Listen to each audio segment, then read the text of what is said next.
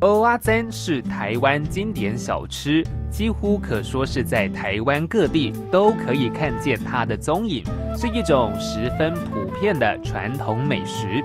然而，位于花莲的海埔蚵仔煎却成为其中的佼佼者，其美味程度自然不在话下。铁皮屋的店面往往一开门做生意，客人们便络绎不绝，在大门口成为人声鼎沸的排队人龙，甚至连在地人都占有相当比例。